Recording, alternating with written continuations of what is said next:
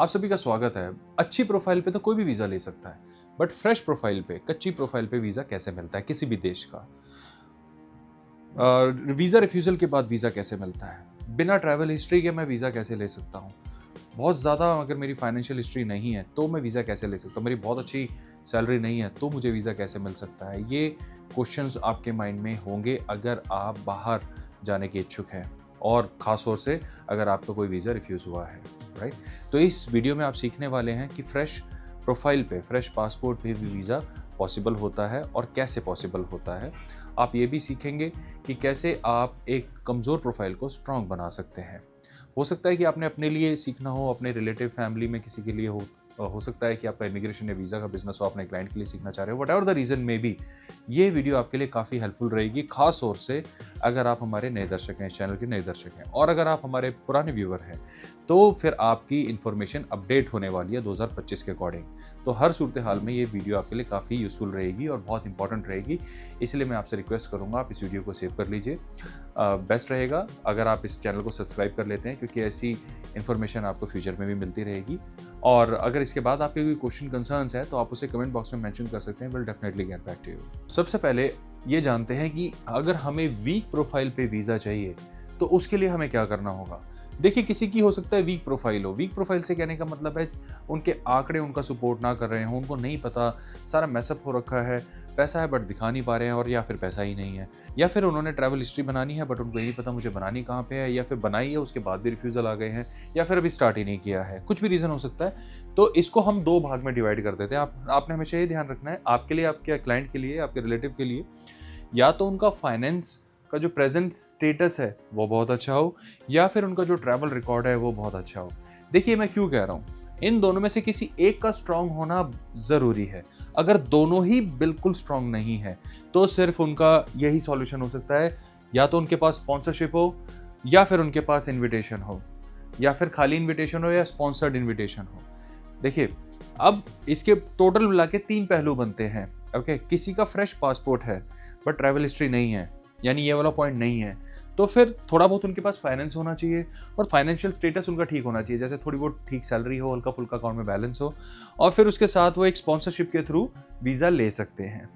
Similarly अगर कोई कहता है जी देखिए मेरे पास तो कोई पैसे वैसे नहीं है, मैं तो जितनी अर्निंग करता हूँ थोड़ा बहुत ट्रैवल कर चुका हूँ, यानी उनका ट्रैवल रिकॉर्ड है, चाहे 2 कंट्री का हो चाहे 4 कंट्री का हो, बट है, और बट फाइनेंस बहुत कम है, तो उस केस में स्पॉन्सरशिप अगर उनके पास है तो उनका काम बन सकता है। यानी इन 3 में से 2 चीज़ों का होना थोड़ा सा ज़रूरी है। ऑलराइट, तो ऐसे सिनेरियो में आप किसी भी वीक प्रोफाइल को वीज़ा दिला सकते हैं। ऐसे सिनेरियो को यूज़ करके आप फ्रेश पासपोर्ट पे वीज़ा ले सकते हैं, वीक प्रोफाइल को वीज़ा दिला सकते हैं, विदाउट ट्रैवल हिस्ट्री के वीज़ा मिल सकता है, बहुत ही कम बैलेंस पे वीज़ा मिल सकता है, कम इनकम पे वीज़ा मिल सकता है, राइट। और अगर किसी के पास कोई स्पॉन्सरशिप नहीं है, इन्विटेशन नहीं है, बट ये दोनों पॉइंट है, तो भी उसको वीज़ा मिल सकता है।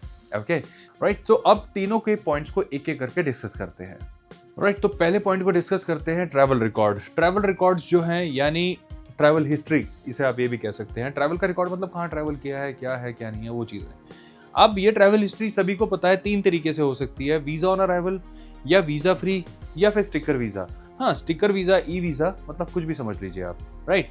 बेसिकली ये 3 कंसेप्ट हैं। अब ई वीज़ा पॉपुलर होता जा रहा है तो स्टिकर वीज़ा धीरे धीरे बहुत जगह रिप्लेस होता चला जाएगा। जैसे पहले ऑस्ट्रेलिया देता था, न्यूजीलैंड देता था, इन्होंने बहुत पहले ई वीज़ा कर दिया। एक ज़माने में सिंगापुर भी स्टिकर वीज़ा देता था, वो भी हट चुका है। रिसेंटली जापान ने अनाउंस कर दिया, उनके स्टिकर वीज़ा हट गए हैं, ई वीज़ा आने लगे हैं। और same goes with south Korea, और बिल्कुल रिसेंटली फिलीपींस ने कर दिया है। पिछले साल हमने इजिप्ट में देखा था, उन्होंने कर दिया है। तो पूरी दुनिया जो है धीरे धीरे ई वीज़ा वाला प्लेटफॉर्म यूज़ करने लगी है। यूक्रेन ने भी कर दिया था, तो चलो लड़ाई होगी, कोई जा नहीं रहा वहाँ पे, बट यूक्रेन के पहले स्टिकर वीज़ा आते थे, फिर उन्होंने ई वीज़ा कर दिए थे। तो ये ई वीज़ा ही आगे पॉपुलर हो जाएंगे, और एक टाइम पे तो पासपोर्ट जो हमारे 20-40 पन्नों के होते हैं ये भी खत्म हो जाएंगे। एक डिजिटल कार्ड रह जाएगा, जैसे हमारा आधार कार्ड है, इस टाइप का एक कार्ड रह जाएगा, बस वही हर जगह स्कैन होएगा, लेकिन इसमें थोड़ा समय लग सकता है। ओके, अब ये जो visa on arrival, visa free और स्टिकर वीज़ा वाला जो कंसेप्ट है, अगर मैं आपको बोलूँ, अगर आपने शुरू नहीं किया है, बिल्कुल फ्रेश पासपोर्ट है बट आप शुरू करना चाहते हैं, तो मैं आपको सजेस्ट करूंगा, ठीक है, आपकी हो सकता है आपको दुबई पसंद है, हो सकता है आपको सिंगापुर पसंद है, आप जाइए, बिल्कुल जाइए, बट क्यों ना एक ऐसे देश में भी जाएं जिसका स्टिकर वीज़ा मिल जाए। अब ये मैं आपको अपनी तरफ से बिल्कुल पर्सनल सजेशन दे रहा हूँ, कोई ऑफिशियल एडवाइस नहीं है आपको। देखिए, ई वीज़ा ठीक है, वीज़ा फ्री ठीक है, वीज़ा ऑन अराइवल ठीक है, लेकिन जो इंप्रेशन आपका स्टिकर वीज़ा क्रिएट करता है, पर्सनली मुझे ऐसा लगता है वो 1 पॉइंट ज़्यादा ही होता है। अगर आपने ट्रैवल करना ही है तो क्यों ना अपनी आइटनरी में एक ऐसी कंट्री को भी आप इंक्लूड करें जिसका कोई ना कोई स्टिकर वीज़ा आपको मिल सके। हो सकता है कि आप इधर जा रहे हैं, थाईलैंड वगैरह जा रहे हैं, तो साथ में कंबोडिया ऐड कर दीजिए, कंबोडिया आपको स्टिकर वीज़ा दे सकता है। हो सकता है आप चाइना जा रहे हैं या फिलीपींस जा रहे हैं, तो साथ में ताइवान ऐड कर सकते हैं, ताइवान आपको स्टिकर वीज़ा देता है। ऑलराइट, हो सकता है आप इजिप्ट जा रहे हैं, तो साथ में ट्यूनीशिया ऐड कर सकते हैं, मोरक्को ऐड कर सकते हैं। तो देयर आर सेवरल वेज जिसमें आप स्टिकर वीज़ा को ऐड कर सकते हैं। तो कोशिश करें कि अगर स्टिकर वीज़ा हो जाए तो बहुत अच्छा है, अगर नहीं होता है तो भी फाइन, फिर हम visa on arrival, visa free countries को ही यूज़ करेंगे।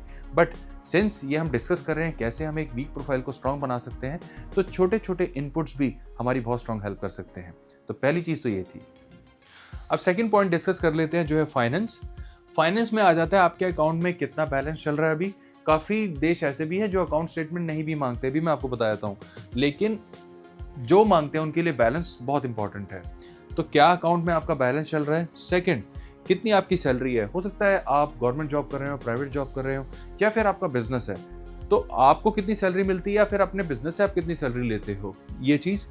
थर्ड हो गया कि आपकी फैमिली और लायबिलिटी। भाई ठीक है, मैं सैलरी तो ले रहा हूँ, बट मेरे साथ मेरी फैमिली भी है, मेरे साथ मेरे बच्चे हैं, मेरी वाइफ है। क्या आपकी वाइफ वर्किंग है, बच्चे आपके बड़े हो गए हैं, वो चीज़ भी यहाँ मैटर करती है।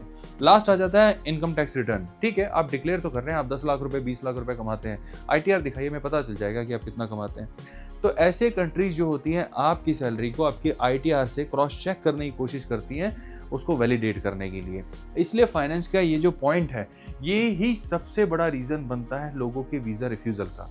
और वीक प्रोफाइल पे अगर आप, ठीक है, ट्रैवल रिकॉर्ड आप बनाएं, अच्छी बात है, लेकिन अगर आप फाइनेंस को इक्वली तवज्जो देंगे और अच्छी तवज्जो देंगे ना, तो आप शुरू में ही अच्छे खिलाड़ी बन जाएंगे और वीज़ा रिफ्यूज़ल से बचते चले जाएंगे, और ये एम्बैरेसमेंट आपको नहीं फेस करनी पड़ेगी, और दुनिया भर में आप अपने घूमने के ट्रैवल प्लान्स को पूरा कर पाएंगे। अब ये फाइनेंस में है क्या चीज़? देखिए, बैलेंस की हमने डिस्कस करा। हर कंट्री के हिसाब से बैलेंस की रिक्वायरमेंट थोड़ी बहुत फ्लक्चुएट करती है, लेकिन सभी कंट्रीज एक रीजनेबल बैलेंस आपके अकाउंट में देखना चाहती हैं जब आप उनके देश में आए। अब सैलरी, ठीक है, किसी ने अकाउंट बैलेंस दिखा दिया जी 20 लाख रुपए, बट सैलरी उसकी 20,000 है, तो ये तो मैच ही नहीं कर रहा है। 20,000 रुपए की सैलरी में आपने 20 लाख अकाउंट बैलेंस कैसे बना दिया? तो ये छोटे छोटे पॉइंट्स आपके अगेंस्ट ना चले जाएं, इसलिए आपकी सैलरी के आसपास ही आपका बैलेंस रहना चाहिए। जो भी आपकी एनुअल सैलरी है, फ्लक्चुएट करे उसके आसपास, तो ज़्यादा बेटर रहेगा आपको कन्विंस करने में, प्रूव करने में। थर्ड आ जाता है फैमिली लायबिलिटी।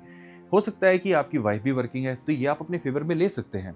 आप काउंसलर को बताइए कि ठीक है जी, मेरी सैलरी 50,000 है, बट मेरी वाइफ भी है जो 25,000 भी कमा रही है।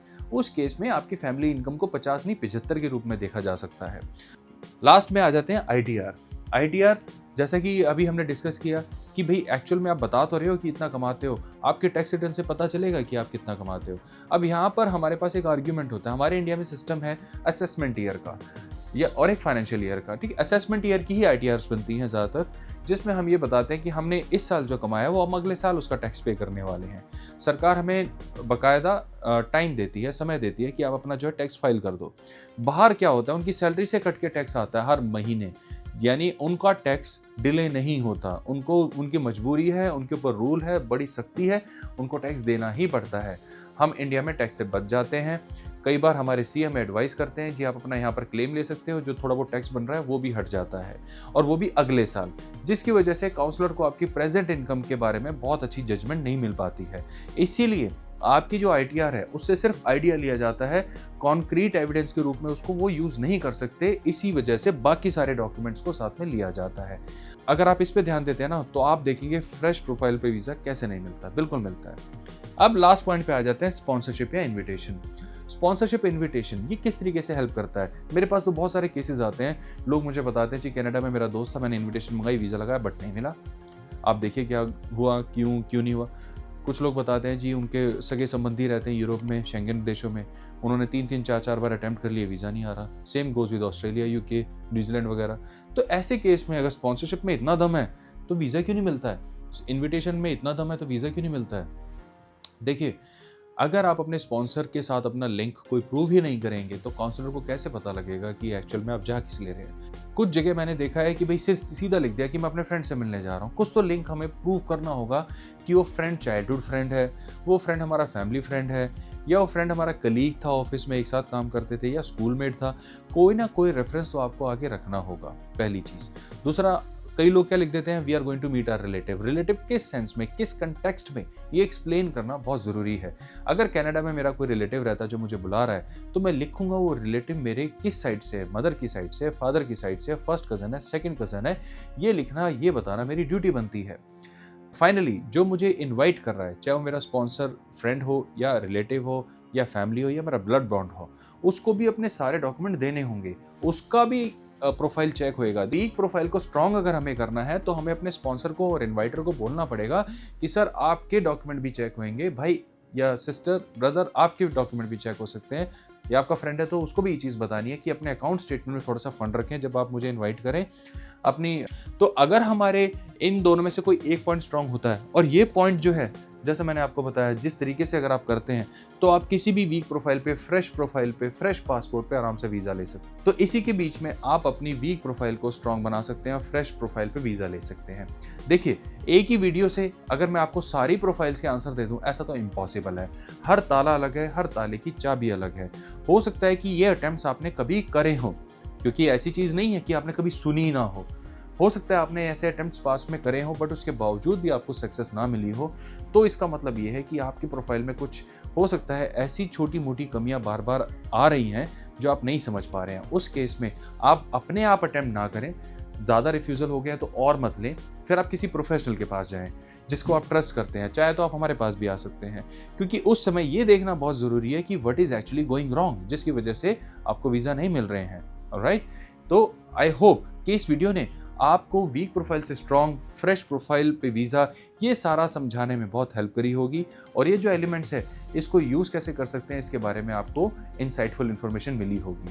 पूरी दुनिया में कहीं पर भी, किसी भी कंट्री में, किसी भी कैटेगरी का वीज़ा लेने की सारी इन्फॉर्मेशन इस चैनल पे आपको मिल जाएगी। आप खुद कर सकते हैं घर बैठे अपने आप। और अगर आप हमारी हेल्प चाहते हैं तो इन दी हुई डिटेल्स पे हमें कॉल, SMS या व्हाट्सएप कर सकते हैं। बहुत जल्द फिर मिलेंगे। अपना समय देने के लिए धन्यवाद। Bye bye.